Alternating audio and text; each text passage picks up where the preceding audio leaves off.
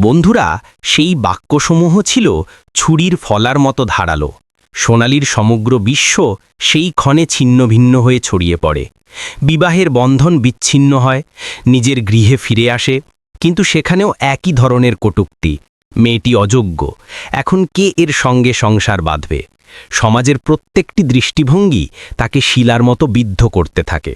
কিন্তু বন্ধুরা, এই পর্যায় থেকেই উদ্ভূত হয় প্রকৃত উপাখ্যান। সোনালি এক নিশীথে আয়নার সামনে স্থির হয়ে নিজের সঙ্গে কথা বলে।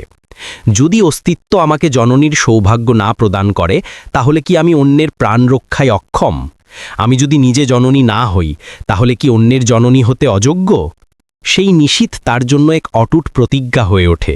সে সিদ্ধান্ত নেয় সে চিকিৎসক হবে। তার অর্থনৈতিক পরিস্থিতি ছিল দুর্বল, পরিবারের সদস্যরা তার পরিহাস করত। কিন্তু বন্ধুরা, যখন সংকল্প অটল হয়, তখন পথগুলি স্বয়ংক্রিয়ভাবে উন্মোচিত হয়। সে ক্ষুদ্র শিশুদের অধ্যাপনা শুরু করে। নিশীথ জেগে অধ্যয়ন করে, দিন মানে চিকিৎসা প্রশিক্ষণে যায়। গৃহের ব্যক্তিদের অনুমোদন ছিল অনুপস্থিত, কিন্তু তার স্ববিশ্বাসী ছিল তার সর্বোচ্চ সহায়ক। সে প্রতিদিন তার যন্ত্রণাকে বলশালীতে রূপান্তরিত করে। যখনই সাহস ক্ষয়প্রাপ্ত হয়, তখন নিজেকে উচ্চারণ করে, যে নারীকে সকলে অযোগ্য বলে বর্জিত করেছে, সেই নারী একদিন প্রাণোদ্দাত্রী নামে খ্যাত হবে। সময় অতিবাহিত হয়, সংঘাতের উত্তাপ তাকে আরও দৃঢ় করে তোলে। প্রত্যেকটি যাচাইতে সে সফল হয়, প্রতিফলে তার নাম মেধা তালিকায় উপস্থিত হয়। আর শেষ পর্যন্ত বন্ধুরা, বর্ষের পর বর্ষ কঠোর শ্রমের ফলে সেই সোনালি চিকিৎসক হয়ে ওঠে। সে এখন একজন নারী রোগ বিশেষজ্ঞ ছিল। যে নারীদের জননীর ভূমিকায় বাধা উপস্থিত হয়, তাদেরই প্রতিকার করে। প্রত্যেকটি সফল জন্মের পর যখন কোনো জননীর দৃষ্টিতে উল্লাসের জলধারা বয়, তখন সোনালির অন্তরে শান্তি প্রবেশ করে। তার অন্তরে উদ্ভাসিত হয়, হয়তো ঈশ্বরিক তাকে জননী করেননি, কিন্তু তাকে অন্যের জননী হওয়ার সৌভাগ্য প্রদানের আশীর্বাদ দিয়েছেন। বন্ধুরা, সময়ের লীলা কতটা রহস্যময়! যারা এককালে আমাদের আঘাতের ওপর উত্তাপ ছড়িয়েছিল, তারাই একদিন আমাদের সামনে নত হয়ে উপস্থিত হয়। সোনালির অস্তিত্ব এমন এক বিন্দুতে পৌঁছে গিয়েছিল। চিকিৎসক হওয়ার পর সে মুম্বাইয়ের এক বিশাল চিকিৎসালয়ে কর্ম আরম্ভ করে। তার নিষ্ঠা, তার উদ্দীপনা আর রোগীদের জন্য তার প্রার্থনার মতো সেবা তাকে অল্পকালে সকলের প্রিয় করে তোলে। চিকিৎসালয়ের কর্মীরা উচ্চারণ করত, ডক্টর সোনালির স্পর্শে অলৌকিকতা রয়েছে। যেখানে তিনি উপস্থিত, সেখানে রোগীর প্রাণ রক্ষিত হয়। কিন্তু বন্ধুরা, তার কর্মক্ষেত্রে যতটা আলোকিততা ছিল, তার অন্তরে ততটাই নির্জনতা ছিল। সন্ধ্যায় যখন চিকিৎসালয় থেকে প্রত্যাবর্তন করে, তখন আবাসটি শূন্যতায় পূর্ণ মনে হয়। একটি কোণ তাকে নিয়ত স্মরণ করায়, যদি অস্তিত্ব তাকে জননীর সৌভাগ্য প্রদান করত, তাহলে হয়তো আজ এই আবাসের সন্তানের হাসির ধ্বনি অনুরণিত হতো। তবুও সে পরাজয় স্বীকার করেনি। সে শিশুদেরই তার জগৎ করে নেয়। প্রত্যেক শিশুকে দেখে সে হাস্যময় হয়, স্নেহে মুখে হাত রাখে এবং বলে, আনন্দিত থেকো ছোট্ট। রোগীদের জননীরা প্রায়ই বলতো, ডাক্তার মহিলা, আপনি নিজেও জননী হলে সমগ্র পৃথিবী রূপান্তরিত হবে। কিন্তু সোনালি কেবল স্নিগ্ধ হেসে তার অন্তরের যন্ত্রণা আবৃত করে। সময় অতিবাহিত হয়। তার বয়স এখন ৩৫-এর সীমানা অতিক্রম করেছে, কিন্তু তার ব্যক্তিত্বে এক আত্মবিশ্বাসের দ্যুতি প্রতিফলিত হয়। এখন সে সেই সোনালি নয় যাকে একসময় সঙ্গী ত্যাগ করেছিল। এখন সে একজন যোগ্য, মান্যবান আর স্বাধীন চিকিৎসক। আর বন্ধুরা, তারপর উপস্থিত হয় সেই তারিখ যা সমগ্র উপাখ্যানকে রূপান্তরিত করে। নিশীথের কাল ছিল। চিকিৎসালয়ে জরুরি কক্ষ হঠাৎ দৌলাদৌলিতে পূর্ণ হয়। একটি যান দুর্ঘটনার ঘটনা প্রবেশ করে। পুলিশের যান হর্নের শব্দে অনুসরণ করে আসে, আর বহনযানে একটি ক্ষুদ্র শিশুকে বিশেষ যত্ন কক্ষে নেওয়া হয়। শিশুটি শ্বাস প্রশ্বাসের জন্য লড়াই করছে। রক্তাক্ত পোশাক, মুখমণ্ডল নির্দোষ, কিন্তু অবস্থা অত্যন্ত সংকটময়। নার্স দ্রুত এসে বলে, ডক্টর সোনালি, এই ঘটনাটি আপনার দায়িত্বে স্থাপিত হয়েছে। শিশুটি অত্যন্ত বিপজ্জনক। সোনালি বিলম্ব না করে দৌড়ে বহনযানের নিকট পৌঁছে সে মুখোশ পরে, হাতমোজা পরে আর শিশুটির হাত স্পর্শ করে। তার অন্তর হঠাৎ তড়িৎ স্পন্দনে উত্তেজিত হয়। কেন? অজানা। যেন সেই নির্দোষের সঙ্গে তার অজ্ঞাত এক সংযোগ গড়ে উঠেছে। সে অস্ত্রোপচার কক্ষে প্রবেশ করে। সম্পূর্ণ দল তার নির্দেশের প্রতীক্ষায় অপেক্ষমান। সে দৃষ্টি নিমিলিত করে ঐশ্বরিকের কাছে উচ্চারণ করে, হে পরমাত্মা, যদি আমার অস্তিত্বের কোনো লক্ষ্য থাকে, তাহলে এই শিশুটিকে রক্ষা করুন। অস্ত্রোপচার আরম্ভ হয়। প্রত্যেকটি মুহূর্ত যেন এক যুগের মতো গুরুভার। বাইরে অপেক্ষমান জনসমূহ ক্রন্দনে অস্থির হয়ে পড়েছে। আর সেই সময় সোনালি লক্ষ্য করে বিশেষ যত্নকক্ষের বাইরে একজন পুরুষ অস্থিরভাবে চলাফেরা করছে। সে মস্তক ধলে ভূমিতে বসে পড়ে, তারপর উঠে ক্রন্দন করে। আর যখন তার দৃষ্টি স্পষ্ট হয়, তখন বন্ধুরা, সোনালির অন্তর যেন স্থির হয়ে যায়। সেই পুরুষটি আর কেউ নয়, অমিত ছিল। সেই অমিত যে তাকে অযোগ্য বলে পরিত্যাগ করেছিল, সেই অমিত যে উচ্চারণ করেছিল, তুমি আমার অস্তিত্বের সবচেয়ে মহান ত্রুটি। আজ সেই পুরুষটি তার সন্তানের প্রাণ রক্ষায় দ্বারপ্রান্তে ঘুরে বেড়াচ্ছে, চিকিৎসকদের সামনে প্রার্থনা করছে। ভাগ্যের এই নাটকীয়তা দেখে যদি আপনারা সেখানে থাকতেন, তাহলে আপনাদের দৃষ্টিও অশ্রু সজল হয়ে উঠত। অস্ত্রোপচার কক্ষে সোনালি তার অশ্রু নিয়ন্ত্রণ করে কার্য সম্পাদন করে। শিশুটি নির্দোষ ছিল, তার কোনো অপরাধ ছিল না। সে নিজেকে উচ্চারণ করে, এই শিশুটি তো আমারই সমতুল্য, যাকে পরিবেশ যন্ত্রণা প্রদান করেছে। এরও অস্তিত্ব ধারণের অধিকার রয়েছে।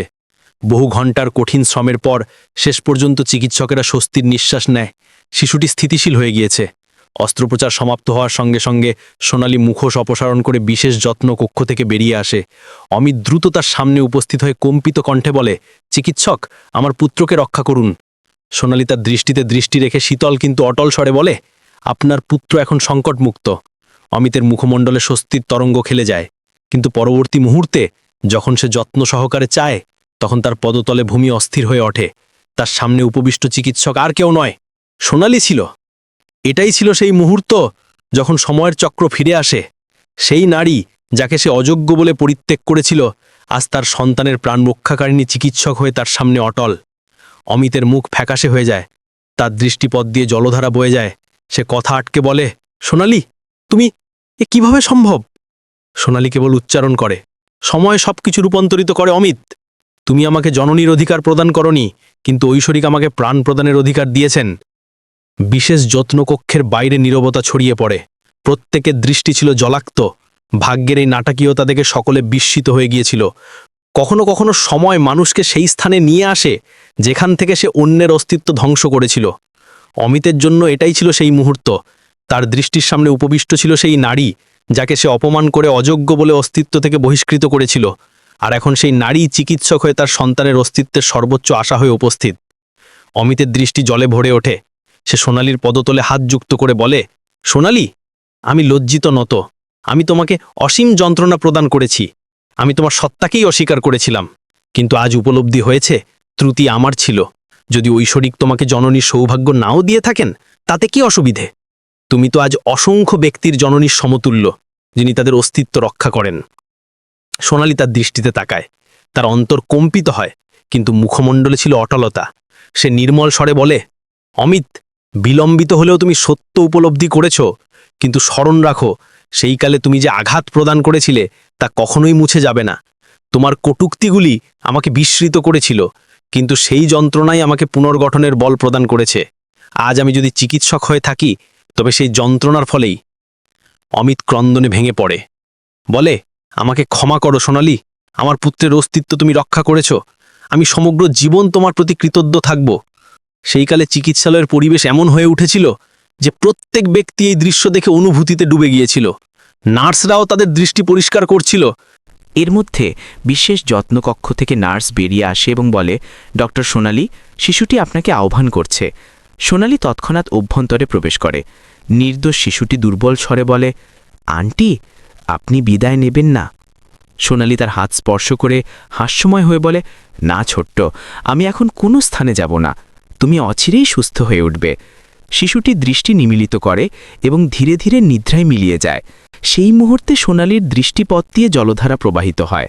তার অন্তর উচ্চারণ করে, হয়তো আমি জননী হতে অক্ষম, কিন্তু এই শিশুটি আমাকে জননী মনে করেছে। এটাই আমার মহানতম বিজয়। অমিত দ্বারের কাছে স্থির হয়ে সব শুনছিল। তার দৃষ্টিতে ছিল অপরাধানুভূতি। সে চিন্তা করছিল, যাকে সে পরিত্যাগ করেছিল সে আজ তার পুত্রের জননীর সমতুল্য হয়ে উপস্থিত।